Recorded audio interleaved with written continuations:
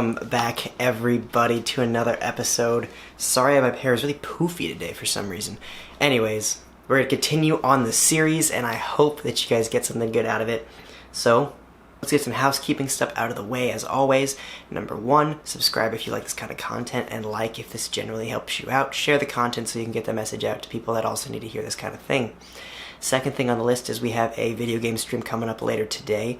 Make sure you check that out if you're into like the gaming scene and stuff like that. And I think that's all I've got. My first bullet point for you today is work harder on yourself than you do on your job. Work harder on yourself than you do on your job. Most people work really hard on their jobs where they'd work 8 hours, 12 hours, and they, kill it at their scene, right? They do a great job working, their bosses love them, their coworkers love them, but the first step is for you to work harder on yourself than you do at your job, because if you can donate basically 8 hours, right, of your day and get paid, if you can afford to give a company 8 hours of your time and you get paid for it, why can't you afford to put that time into yourself and you actually get something out of it? For example, how are you supposed to make more money if you're not worth more money? We talked about in the previous episode that if you want to be worth more, you just have to be more valuable. But what is making you more valuable, right? Is it school? Is it you're, teaching yourself another language, coding, like whatever the case may be, right? Like what is making you become more valuable, right? And if you can't answer that, or if there's nothing that's going to make you more valuable, then you need to change, right? Because if I want to get that $100,000 a year job and say I get paid $50,000 a year now, well, what's the difference? Value. The person that gets paid $100,000 is worth more than the person that gets paid $50,000. So ask yourself, what's the difference between this job and this job? Is it a degree? Is it something that's a specialization? Is it something that takes more time, more drive, more effort? Like, what is it? Specifically, what is it? But you need to work harder on yourself than you do on your job. And that's a foreign concept for a lot of people because most people don't work on themselves at all after high school or after college. They're like, oh, I'm done. But that's not actually the case, right? You always need to keep working on yourself or somebody will pass you and surpass you, right? You need to change. You're the only hope, right? The only thing you can change is yourself. So therefore, you need to change yourself in order to get to that next level, right? Life is like the seasons. I can't change the seasons. You can't force the seasons to change. You can't, wish real hard. You can't rub a genie. Like, the seasons don't change. But once you understand that there's seasons to life and that there's certain seasons to things, then you can start, being smart about when you make these decisions. And here's what I mean by that. Not by chance, but by change. So we have a couple things right here, and let's break it down. Okay, so number one, right, we just talked about seasons. Life is like seasons, right? You can't force them to change. For example, if it's spring and I really want winter to happen, there's nothing I can possibly do to make it change, right? Except for go someplace that's cold, but that doesn't change the season. That just changes the climate. So I can't physically change the seasons. There's nothing that I can do to change the seasons. And once we understand that our lives are like seasons, right? Once we understand that I may be going through a winter right now, but I really want, a hard like winter being like. Once we understand that we're in seasons and we can't change them, then we can start making smart decisions on how they're affected, right? So here's an example. I'm going through a lot right now. It's a winter for me. It's cold, right? It's a time of, no growth, right? But I really need to get to the reaping season, which would be what time do you reap? Well, you reap what you sow. So in the fall is what you actually reap from what you get in the spring, right? So then I want to get to a spring. Well, what season always comes after winter? Well, spring, summer, fall, winter, right? Spring, which is when you plant the seeds and then you sow in fall, right? So then it's all very cyclical, right? Like you're in a winter, then what do? Then boom, spring comes and you start planting the seeds that you're going to sow in the fall. But if you don't sow any seeds in the spring, you will get nothing in the fall. What does that mean? It means that if you don't work on yourself now, you won't get anything of equal value later. And what do I mean by that? I mean, if you don't, say you really want this job to get $100,000, right? Like this is what you really want. But you don't work on yourself to get there. And it could be a lot more, it could be a lot less, this arbitrary numbers, right? But if you don't do what is needed to get there, you won't get there. Simple. and then you'll be in another fall, and then another spring, and it's just cyclical and cyclical over and over and over again, right? So you can't change the seasons, but you can learn to handle them. Well, how do we handle them? Well, how are you going to handle winters, like when there's a time of no growth, a time of just stagnant? Well, handle winters when they come. They always come after falls, regularly every time, same time every year, and some are hard and some are easy, right? So, it could be as losing a loved one. It could be as, hard as I just lost a job, right? It could be anything on the scale. And some are harder than others, right? Because some things in life are more difficult. For example, losing a loved one is way worse than losing a job, unless you've been at this job forever and you love them more than your loved ones. And if you do, that's, you should probably get that checked out. But anyways, you need to be smart about your decisions and understand that everything in life is a cycle, right? So if you're going to make a decision, do it at the right cycle. You would never try to plant seeds in the winter and get them in the spring. Like, it doesn't work that way, right? Right. And then what kind of, cyclical things are there, right? Or seasons, right? So just like there's night, there's day. Hardships, there's things that are easy, and etc., right? And then there's recessions. What the opposite of recession? Like, everything has a cycle, has an opposite, right? So just do things on the right cycle. Those are all different types of winters. What is a winter specifically? I know we just talked about it, but let's dive into it. It's a period of hibernation or no growth. Right? A period of hibernation or no growth. And this can be in your love life. It could be in your financial. It could be educational growth. It could be a social growth, right? Social status and stuff like that, right? Winters won't change, but you can. Winters won't change, but you can. Like we just said, they're going to come every single year.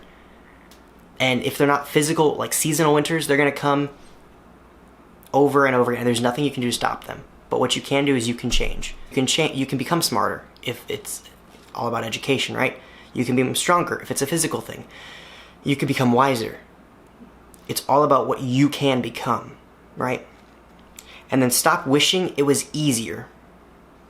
It doesn't do you any good, right? Because if I wake up some morning and I'm like, I just wish my life was easier. Like, I work too much. I just wish it was easier. What good does that honestly do you? The answer is none. Like, hey, you feel bad for yourself? People have it more rough than you do, and you have it easier than other people, right? You're a median. So what point does me waking up saying, I just wish I had an easier life? What good does that honestly do me? None. So what could we do instead of saying, I just wish it was easier? That's easy. Wish you were better. It's as simple as wishing you were better, right? Like, for example, I can't speak Chinese. Say I'm going to China, right? I can't speak Chinese. Would you say, I just wish I could speak Chinese? No. You'd say, I'm going to teach myself Chinese. Say, I really am, I want to be a great husband, right?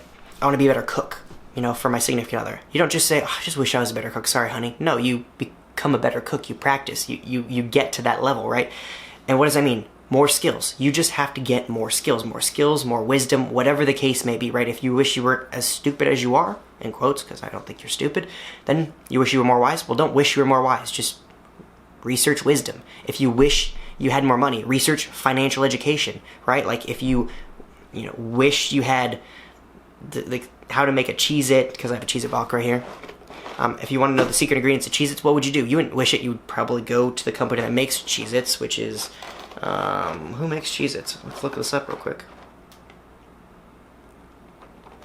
I'm sure it says in the box, right, guys? Kellogg's. You would go to Kellogg's and you would get the information, right? Like, don't just wish. The second point I have is take advantage of springs or seasons of growth, right? They always come after winter, which is true. Protect your harvest. What happens if you don't protect your harvest? Well, let's break this down. What does protecting your harvest mean? Well, if you don't want birds to eat it, you put up a scarecrow. If you don't want rabbits to eat it, you put up a fence. If you don't want thieves to get it, you put up a bigger fence, and you have a weapon, right? If you don't want, a flood to just push it all out the way, you have it raised off the ground. If you don't want, the elements to affect you, you put in a box, right? Like, they're all protected. So what happens if instead of we change from harvest of plants to harvest of, you set up this brand new business, okay? Brand new. And it's starting to take off. You're selling fidget spinners, right? And everybody wants a fidget spinner. So you're selling fidget spinners left and right. But what happens if you don't copyright your own name? Well, somebody will just take your name and they'll copyright it, and then they'll sue you for taking their name. That's an example of not protecting your harvest. Another example is you have a job, right? You're hiring new employees, but you don't pay them the legal way. You pay them under the table. Well, then you're not protecting your harvest, because then apparently somebody could find out, or, workman's comp, or, they could get hurt and sue you. Example A through Z, right? Like, you need to protect your harvest. Protecting your harvest simply means this simple point. Protecting the assets, right? Protecting the assets. So if you're putting all this time and effort and money into something, you want to make sure it's protected so you don't just lose it, right? So that's take advantage of springs. They always come after winters. Protect your harvest, or the intruder or bug or weed, whatever the case may be, right, will take it from you. All good will be attacked is the famous quote that I have there, because it's true, right? Everything that's good will be attacked. And you protect it or you lose it. We just covered that. You either protect your harvest or you lose it. And the last point that I have for you is number 4, is always reap in reaping seasons and own it, okay? Good or bad. So you can only reap in times of reaping seasons, right? Which would be like the fall, autumn, October, stuff like that, right? You always reap what you sow, whether it's good or bad.